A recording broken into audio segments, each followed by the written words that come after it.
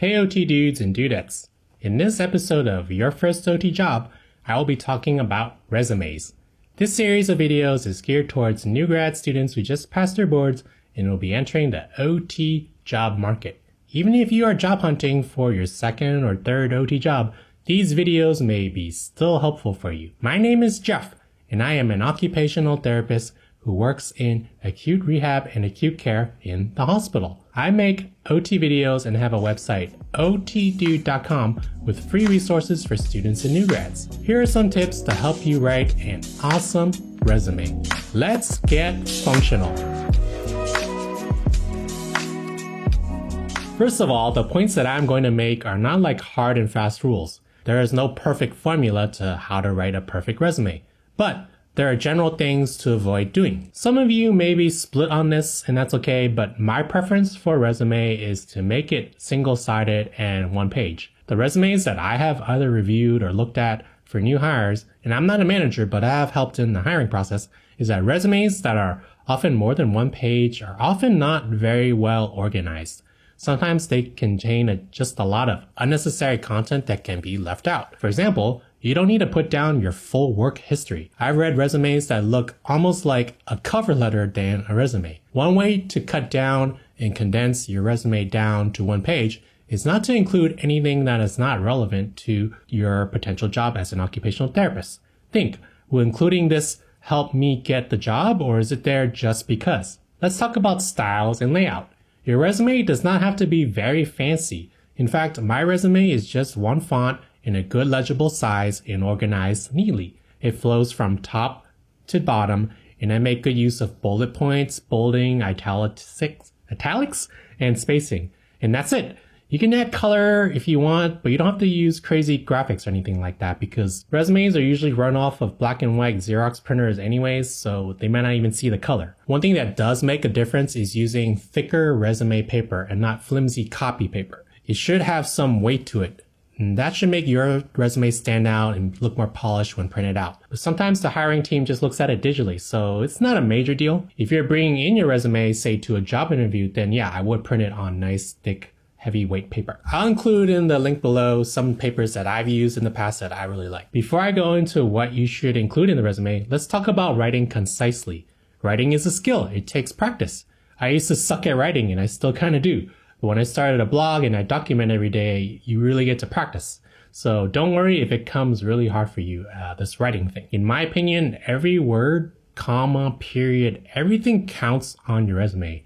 It should be like a work of art. Don't put BS in there just to fill in space or to leave out the gaps. It won't fit and it won't really help you out. When you write your resume, use strong action verbs. To avoid using first person like I, use these strong verbs to demonstrate your experience and your ability. I like action verbs that give a sense of leadership, communication, collaboration, and other soft skills that employers like to see. Here are some examples of verbs that I started some of the bullet points in my resume with. Embodied, delivered, established, demonstrated, advanced, articulated, educated, evaluated. Feel free to use some of these if you wish, or use a thesaurus to find similar strong verbs. Starting your sentences off with these kind of verbs will get you off to a good start already, and then you should just have to demonstrate different parts of your soft skills in the rest of the sentence. Look up and down your resume too and see if it sounds too repetitive.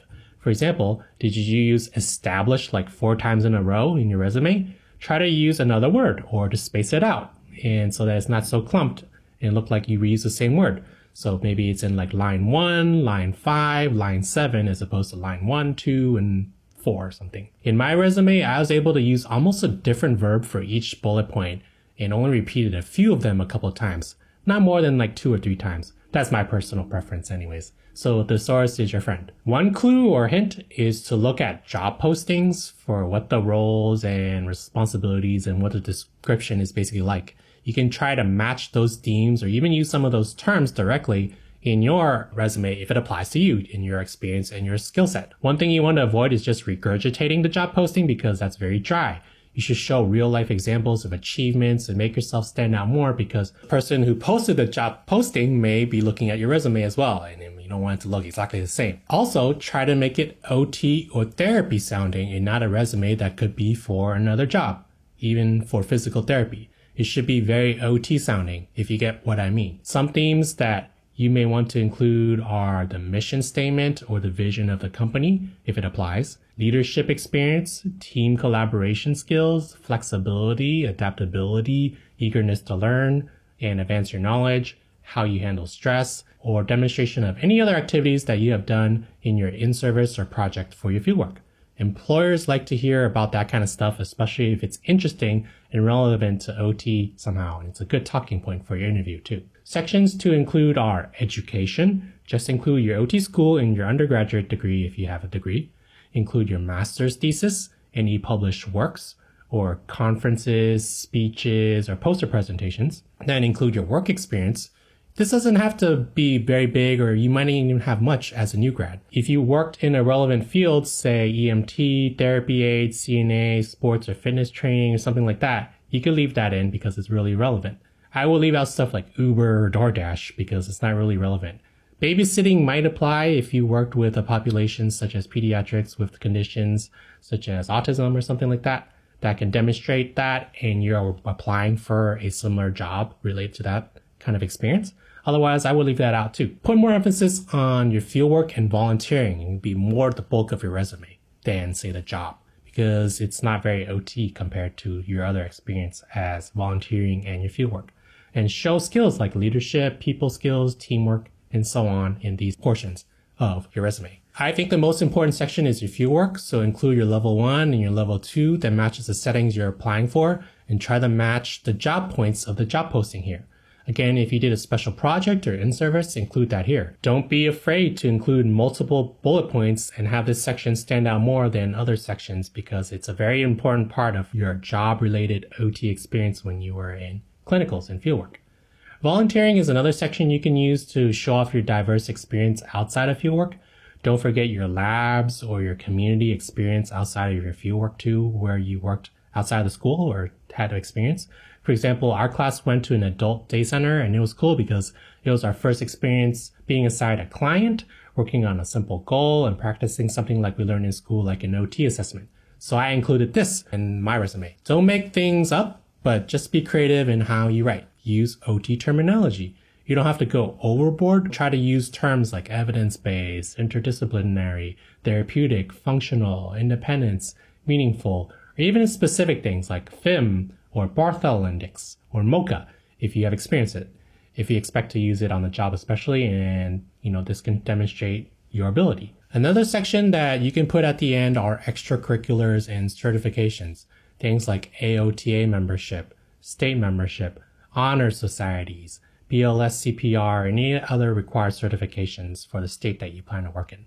At this point, your page should be pretty much filled up and you'll likely have the opposite problem, having to condense it down to one page. What I would do is look for themes that repeat themselves from different areas and remove the ones that don't sound as strong or are not as important or required for that section. So if you, for example, wrote how you collaborated with a team in 2 different areas, remove it from the one that you can do without it because other points hint at it or something in that section. You don't need to really have that there. And especially if it's a volunteer position, you can probably leave more out compared to, say, your fieldwork experience. You can also remove the oldest experiences compared to the newer ones because they have been so long ago that it's not really relevant to what you learned in OT school. It's better to include more recent experiences because you'll be able to use more OT terminology related to those points. That's my opinion anyways. Other than that, have someone else look over it, your resume, like 2 other people and give you some feedback. Someone who works in healthcare would be ideal, maybe your classmates, your mentor, or even your CI from fieldwork if you want, and you're cool with them. A pro tip is to keep a master resume file. What this means is one large Word document or Google Doc of all your jobs, experiences, and basically everything you have in one place. So this may seem like a lot of work for you to put this together, but it will save you a lot of time in the future. One benefit is that it allows you to see your achievements and kind of pump you up. Sometimes you may forget about your experiences and it may be relevant to a new job that you're applying to.